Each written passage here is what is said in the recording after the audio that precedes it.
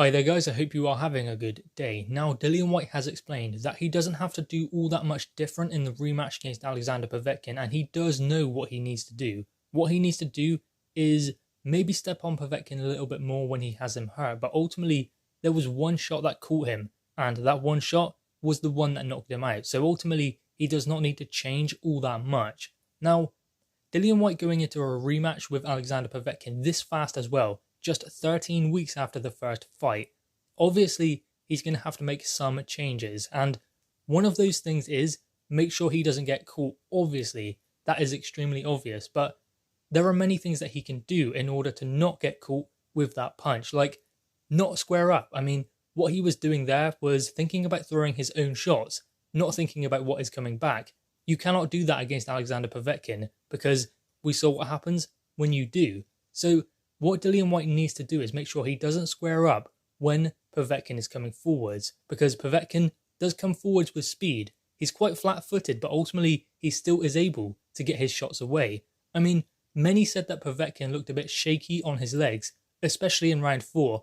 Obviously, he was dropped twice, but throughout the fight, Povetkin, I mean, he always kind of looks a bit shaky. He did against Michael Hunter, and in that first round, it was like, well, Povetkin's done. He's got nothing left. He can barely find his way back to his corner. The same thing in the fight with Dillian Whyte. He could not find his way back to his corner. That doesn't necessarily mean he's done. It just means he's a bit confused. And is he really done? I mean, look what happened in the fight with Dillian Whyte. Look what happened in the fight with Michael Hunter. So many who say that Alexander Povetkin looks shaky, he's done, cannot find his way back to his corner.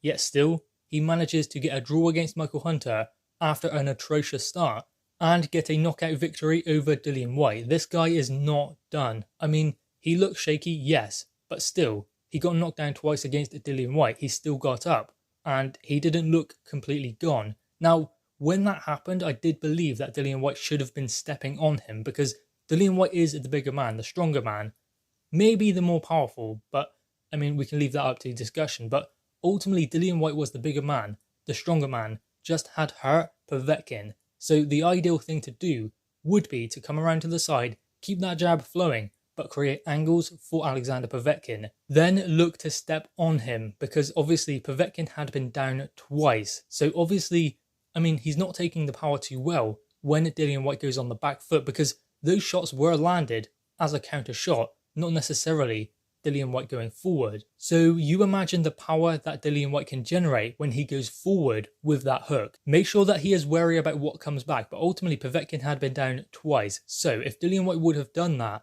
made Povetkin come forward into the space, then throw his own hook coming forward, then I believe he would have knocked Alexander Povetkin out, because Povetkin was one punch away from being stopped in that fight if Dillian Whyte was going forward. With Dillian Whyte on the back foot, Povetkin was getting knocked down in that 4th round, but he wasn't really badly hurt. What Dillian Whyte needed to do to badly hurt him or stop him was to come forward.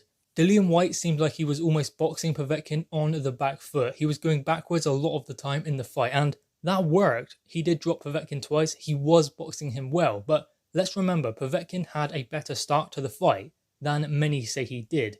His game plan was to work to the body. It wasn't to necessarily go headhunting with Dillian Whyte or stand there trading with him.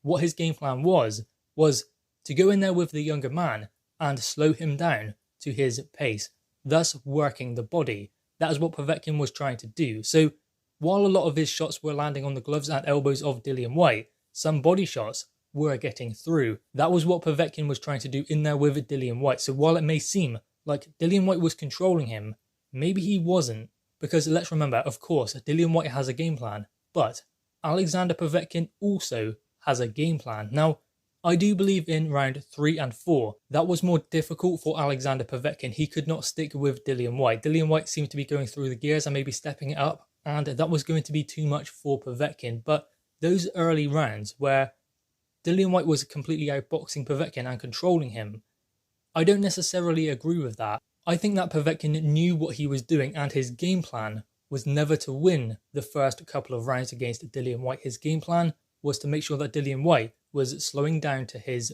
pace, so that maybe he could set up that uppercut, maybe a left hook, because he didn't throw many shots like that in the fight, even though that's what we thought it was going to be, a battle of the left hooks. It was more Povetkin going to the body and Dillian Whyte sort of outboxing him, especially in the 3rd and 4th round.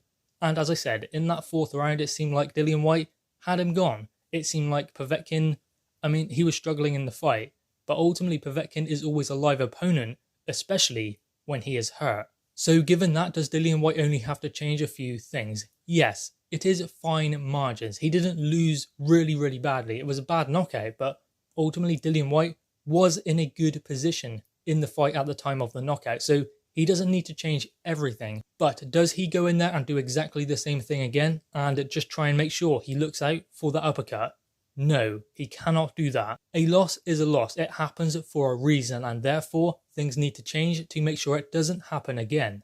I personally think that Dillian Whyte will win the rematch, but the thing is, what he needs to do is maybe go back to how he was when he fought Derek Chisora or Joseph Parker. Maybe make a bit of a fight of it, because he doesn't want to get caught with a punch he doesn't see coming. If he is standing there in the pocket trading with Povetkin, he will see the punches coming. He'll catch them on the gloves. He'll get marked up a lot more than he did against Povetkin, because he was catching shots well, catch counter, and he didn't get marked up all that much or caught with too many bad punches from Povetkin. That's great, but ultimately it was one punch that changed everything. One punch he did not see coming. If you're trading up on the inside, catching shots on the gloves, and smothering your opponent's work, then they can't get that kind of leverage on their punches.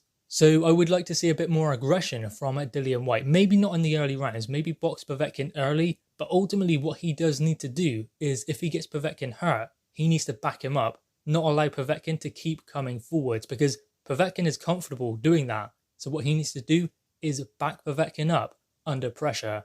Because we saw it in the Klitschko fight, we saw it in the Anthony Joshua fight. When Povetkin is hurt and you do push him back, he goes back in straight lines. He does not create angles, and that is very dangerous. So what Dillian Whyte can do is, if he hurts Povetkin, back him up, he'll go back in straight lines to the ropes. Then Dillian Whyte can pick his shots, and maybe Dillian Whyte can find that one big knockout punch, because he does have it. That left hook, it's short, it comes from the hip, it's brilliant.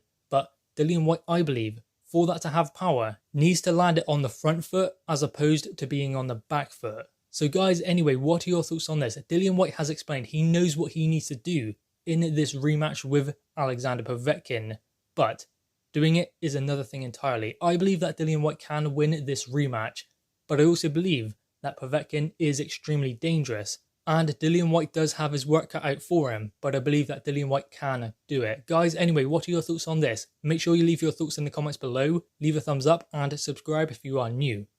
Thanks guys.